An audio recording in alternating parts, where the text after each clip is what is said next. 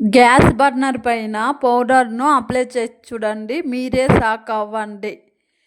Gas అయితే సరిగ్గా మంట రావటం లేదా? ఇలా ఒక్కసారి అయితే గ్యాస్ బర్నర్ అయితే క్లీన్ చేసుకోండి. చూడండి, గ్యాస్ బర్నర్ తీసుకున్న తర్వాత ఒక ప్లేట్ తీసుకోండి. తర్వాత పేస్ట్కి అప్లై చేసుకుంటాం దాన్ని. ఏ పౌడర్ ఉంటే తీసుకొని బర్నర్ పైన కొంచెం అప్లై చేసుకొని ఏదైనా పాత బ్రష్ తీసుకొని ఇలా రుద్దుకోండి. సరిగా మంట రావటం లేదా? ఇలా అయితే గ్యాస్ బర్నర్ క్లీన్ చేసుకోండి. ఎంత డస్ట్ ఉందో చూడండి, లైవ్లో చూపిస్తున్నాను. ఇలా అయితే ఒక 2 నిమిషాల పాటు అయితే రుద్దుకోండి. చూడండి ఎంత బాగా అయితే క్లీన్ అయిందో. చూడండి నా చేతిలో ఎంత మురికి ఉందో, ఆ ప్లేట్లో చూడండి ఎంత మురికి ఉందో, ఆ బ్రష్లా చూడండి ఎలా ఉందో. ఇలా అయితే క్లీన్ చేసుకోండి. ఒక 10 రోజులకు ఒకసారి అయితే ఇలా క్లీన్ చేసుకోండి. చూడండి ఎంత ఉందో. ఇప్పుడైతే ఒక క్లాత్ తీసి అయితే తుడుచుకోండి. సరిగా మంట రావటం లేదా?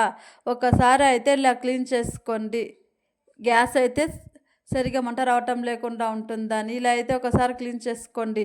క్లాత్లో అయితే తుడుచుకున్న తర్వాత గ్యాస్ చూడండి, గ్యాస్ స్టవ్కి అయితే వేసి చూపిస్తున్నాను. మాదైతే సరిగ్గా మంట రావటం లేదు చూడండి. ఇప్పుడైతే ఎంత బాగా అయితే వస్తుందో.